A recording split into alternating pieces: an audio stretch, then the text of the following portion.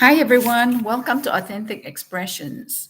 I'm Mika Klim, and today's our topic is why do I always blame myself? So, again, this video is sponsored by Laurel Ridge, and I'm going to read to you the services provided by Laurel Ridge. Laurel Ridge is a behavioral health system that offers compassionate care for every stage of life. It provides personalized treatment for all populations. Their interest is to help you in your journey of wellness. There are services for children, adolescents, adults, military dependents, active duty service members, veterans, and first responders. They offer inpatient services, outpatient services, substance abuse treatment, residential treatment. Call 210-491-3591 for no-cost assessment. Laurel Ridge is open 24 hours a day, 7 days a week. Their mission is to save lives, heal families, and create hope. All right, welcome back. I see some familiar names. So today's topic is why do I always blame myself? So I see some familiar names. Welcome. Hi, Brittany Berry, Brittany Jones. Hi, Bridget. EK, welcome. So, what questions do you have related to self blame, or the opposite is what can you let go of and not blame yourself for? So, hello, Claudia, welcome back. All right, Brittany Jones has a question. How do I know if I'm taking healthy accountability versus unfairly blaming myself for the things outside of my control? What a great question. So, again, how do I know if I'm taking healthy accountability versus unfairly blaming myself for the things outside of my control? Again, let's look at, we've over the weeks, we've talked about what is healthy and what crosses over the line of toxicity. So, what is healthy is things that help you build relationships, things that help you connect with people, things that you're doing within a reasonable expectation of yourself. What crosses toxicity or what causes over responsibility and self blame is when you feel powerless, when you feel like you have to be the sole person to take care of things and that people are not pulling their weight or having equal participation, and you feel like you're constantly the one that's the ringleader, having to rein people in, having to take charge of things while others sit back or others come up with excuses. When you become over responsible, you may function out of anxiety, and our anxiety often causes us to work reactively, work from a place of anxiety, panicky, work from a hurried space. So when you find yourself doing things not only for you, but for others and continuously overdoing things, then you're not having a balanced life. So healthy accountability is realize that what you're taking on is within your scope and you are content with what you signed up for. You is within your scope, is within your emotional balance. So, having to be responsible for your siblings' well-being, having to be responsible for the choices they make is not your responsibility. Many times if you were responsible as a child and you were told, you have to take care of your siblings and you can't turn that concept loose, then you continue to take responsible for their choices.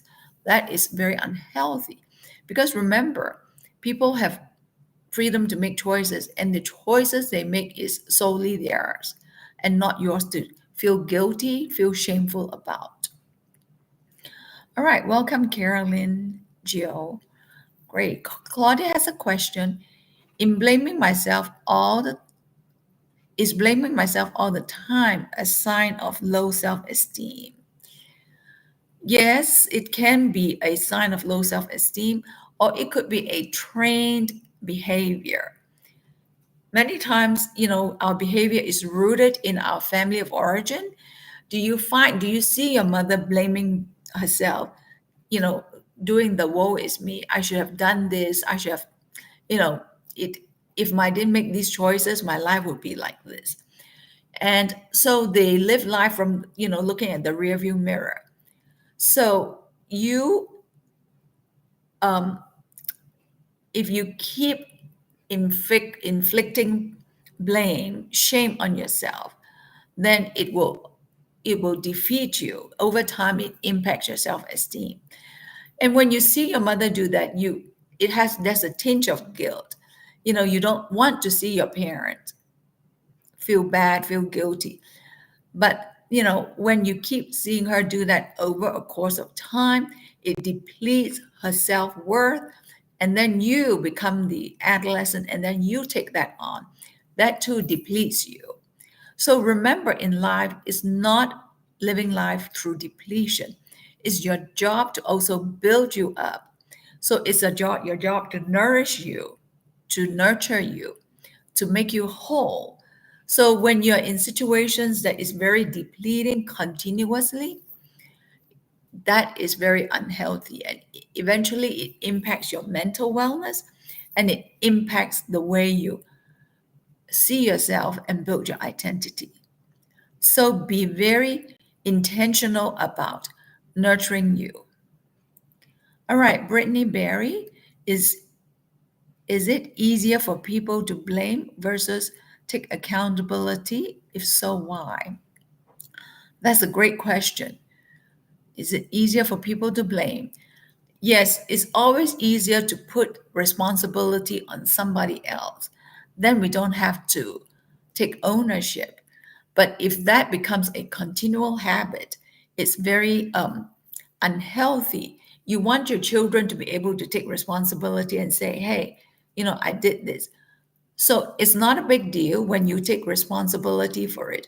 But when there's shame tied into it, there are other emotional entanglements tied into it, then it becomes heavy.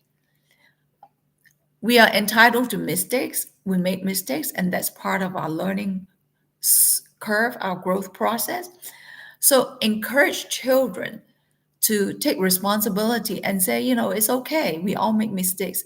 So make it as a learning point rather than a shaming experience. So focus on things that they they want to extract from, that is heavy emotions, like doing things for their friends. You do things once in a while, but if you do it repeatedly and become responsible for their wellness, it becomes heavy. So teach adolescents to do what is in their best interest. Teach them to advocate for themselves so that they're not always functioning from a place of, I didn't do this well enough. If I only did this. So take out the regrets in life. Teach them to be accountable and be responsible for what fits their journey. All right, Brittany Jones. Sometimes I just feel safer blaming other than holding others accountable. Can you help me understand that? So that could be a habitual behavior. If you saw any of your parent or any person who raised you do that, you may have taken on that habit. And then when there's emotions tied into that behavior, and we are afraid to rock the boat, we don't want to make waves, we don't want to ruffle feathers, then we blame ourselves. And when we do that, we disrespect ourselves. So don't just focus on not blaming you, focus on how are you respecting you. Remember, you are not the God of all things. You cannot, control a lot of things. So take out the syndrome of, I don't want to make waves. You cannot make waves. People have contribution to things that is in their environment. So learn to respect yourself, change your perspective, learn to honor you rather than fall into the convenient cycle of, taking the blame. Sometimes when you speak up, it may be healthy. Then people respect you more rather than just live with um, the mantra of I don't want to make waves. Making waves is very healthy because growth can show up when you make waves. When you teach your children to speak up, that's making waves. And then when they do it repeatedly, then they learn to grow some healthy assertive skills. So for them to do that, you also need to show that skill. So don't expect your children to be different while you do the opposite, while you take on blame. All right. Nice question. My question is the same. All right. EK asks, how do I find the sweet spot between accountability and blaming myself? Great question. So being accountable is, doing things that fits your scope, your emotional scope. Many times we're accountable, but when we take on blame is when there's the seduction of manipulation. People manipulate us to um, give them money, give them resources. And then when that is not shared, then they go, if only you help me out, if only you build me up. And when those manipulative ploys are jabbed in or inserted, then it makes it very murky. It makes it more gooey. So you have to do reflection. Do you allow people to continuously render you powerless, render you helpless by using manipulation on you? You may be accountable and wholesome in by yourself, but when you let people use manipulation, use shame, use guilt, use blame and attack, and you fall into those ploys, then things become more compromised. So think about how you want to do your journey. Are you constantly letting manipulation? Are you constantly letting shame? Are you letting heavy emotions guide you in your decision? If that is your habit, it's important to think about what do you want? What principles do you want to guide you in decision making? So if you use guilt in your decision making, then you become the loser and then you allow other people to use you. And then that's when you train people to disrespect you. So you have a part in how others relate to you and how others interact with you because they know that, they know where your target is, where your wound is. And if you repeatedly make decisions out of your wound, then people will know how to use that against you. All right, Joe asked, what does shame add to, why does shame add to it and make it heavy? Shame is a heavier layer than guilt. It's your whole identity is wrapped in with a layer of shame, and that makes it heavier, gooier, makes it harder to extract.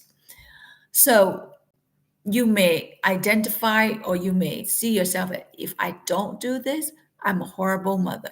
If I don't do this, I'm a horrible daughter. And so you wrap your worth around what you don't do for other people. So it is very external. So therefore, it's harder to extract. But it's important to remember to separate it out. Your worth is dependent on you. It should not be wrapped, the external wrapping should not be shame, guilt. And if you make decisions out of shame, then it's harder for you to say no to people because you think that you have to say yes. So it's a training that you have convinced yourself that I must do this. It's an expectation that you put on yourself. And so it's important to examine and pull out, am I making decisions out of shame? Am I doing decisions because I expect myself to be responsible for other people?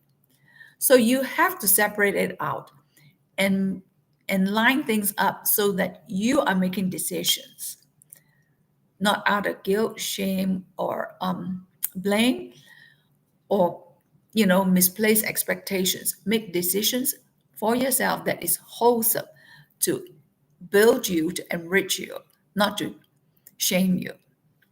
Okay, Bridget asks, does blaming myself make me feel more in control, even if it hurts? Yes, control may come out of it because you want to. It could be because you're outcome driven. You think that if I do this, then I get these results. Then that is also training other people to manipulate you. So you are getting the control, the results that you want. Other people are happier. They get off your back. They don't call you names. They don't fuss about it. So that may be the outcome you get. You didn't make waves, but is it worth the sacrifice you make on you, that you sacrifice your happiness, your integrity, just to buy temporary um, time so that others will get off your back?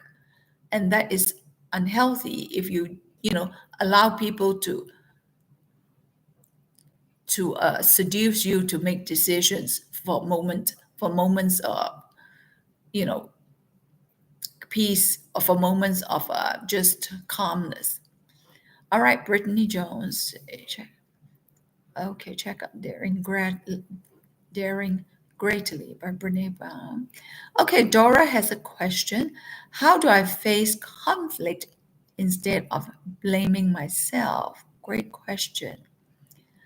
So conflict is, if you don't think of conflict as something negative, think of conflict as something that is about having a conversation, because we tend to assign a lot of negative emotions with conflict. So I want to think of it as, there is an agenda on the table. So let's table it. Let's have a conversation about it. You're coming in to express your point, and you want to hear the other person's point. You're not coming to have a win-lose battle. You're not coming here to attack.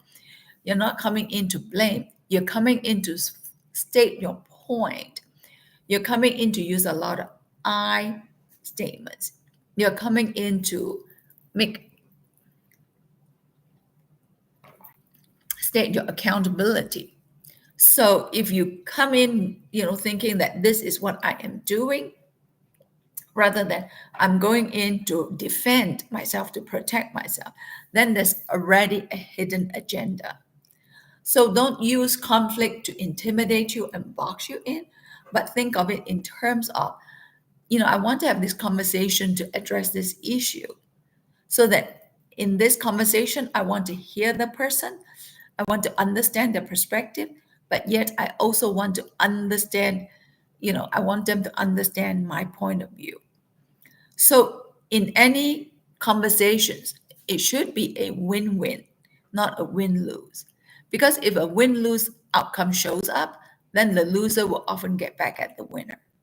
So same thing, when you discipline children, it should be a win-win. So this happened, how do you think we should handle this? Children should be involved in the discipline rather than use the convenient, I'm going to take away this.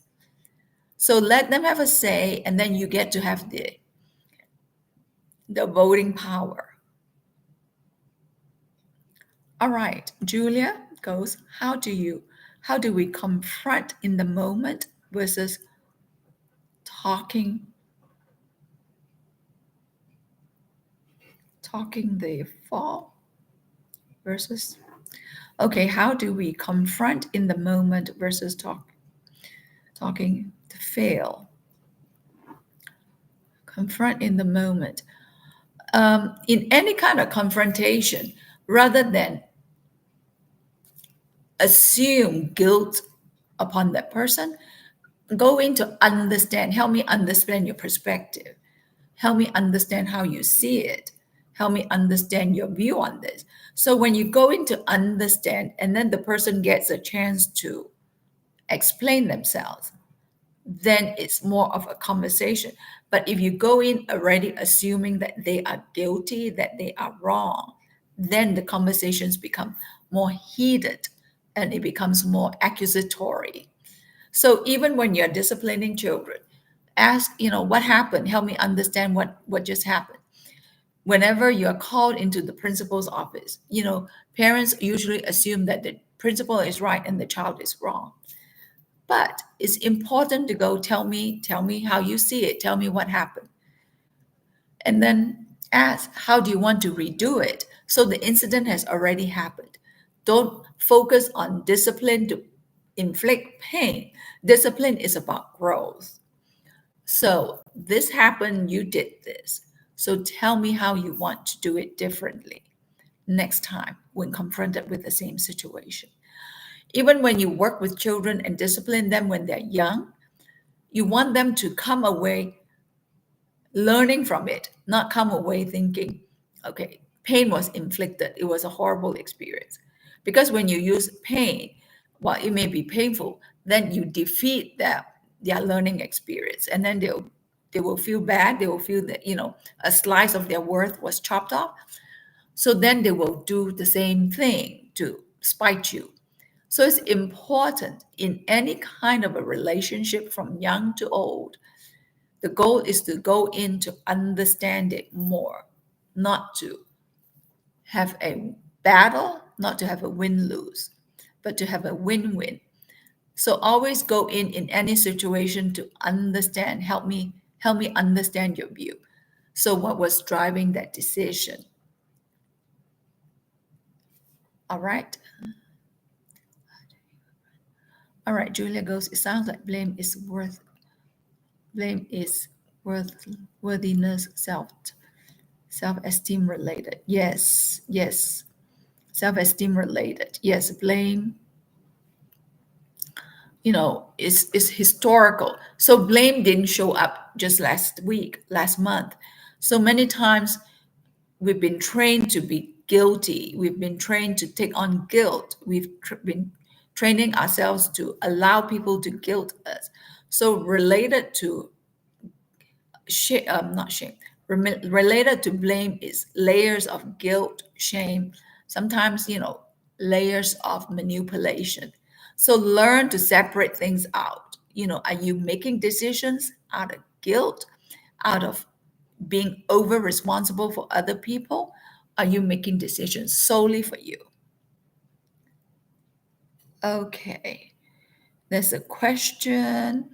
Should I confront a good friend about intentionally leaving me and others out of mutual friend gatherings? So the cliques, like the behavior at church, or not because they are quite, because she'll invite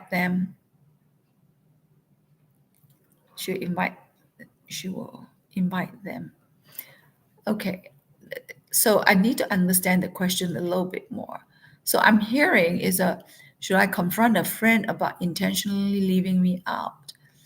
I think that's a situation, depending on the friendship, the closeness, the distance, and their rationale. I often go, you want to understand how people do their decisions. Okay, great. How people make decisions. And, did they leave you out intentionally or did they leave it out because they have, limited space, or that they're trying to get to know different people? So when you understand people's intentions, many times it frees you because they go, oh, I see they made decision out of this, and this, not because it's about exclusion. It's about something else. They were making decisions because they want different energy, different input from different people. All right, welcome, Morgan. Good to see you. Crystal, good to see you. All right, these are great questions. Any other questions? Okay, yes. All right. while I'm waiting for your question, I want to read you a quote from my book, Finding Connection Within. So this is in on Amazon and at Barnes and Nobles. So I'm going to read you a quote. Everything you need is within you. The strength, courage, and confidence to change your life.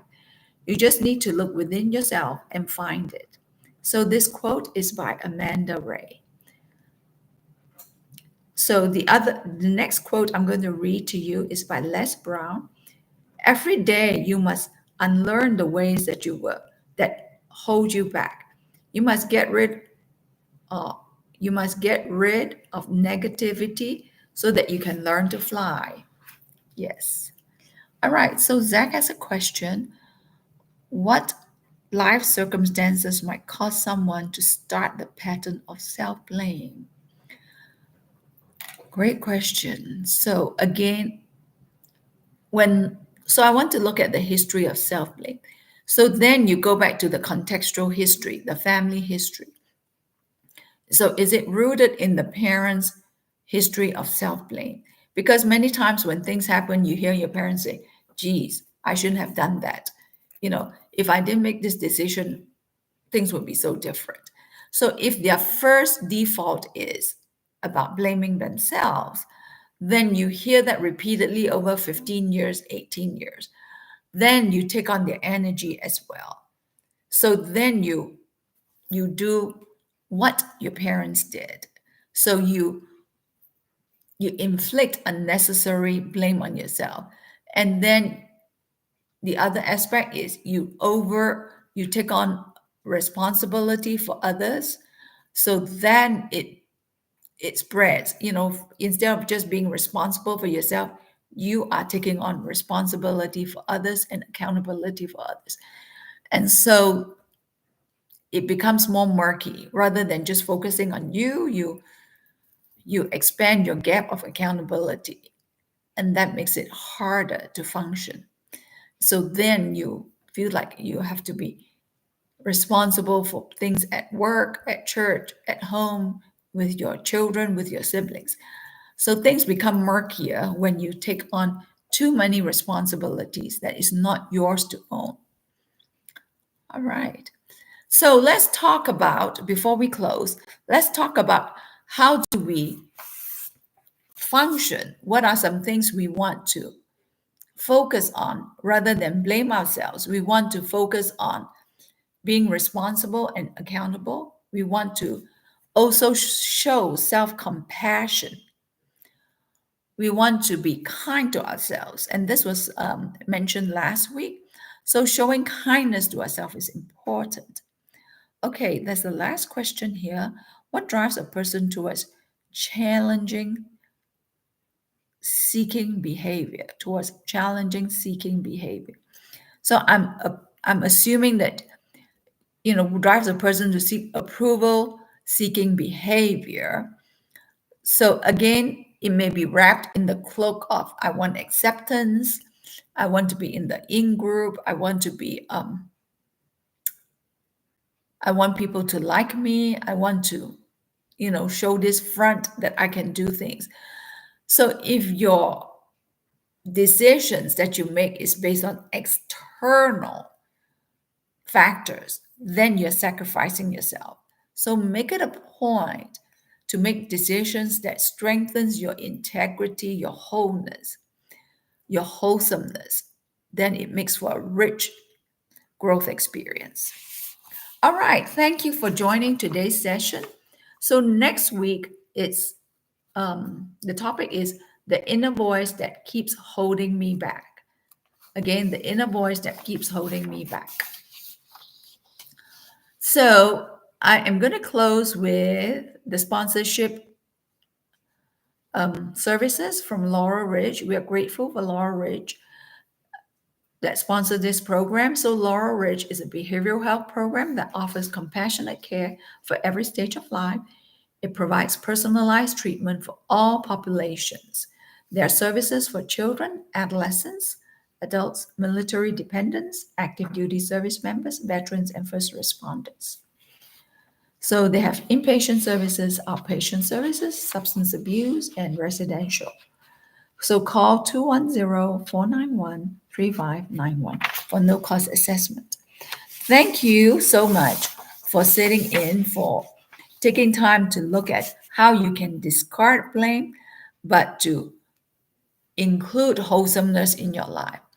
Make it your responsibility to free yourself and take out oppression and put in liberation.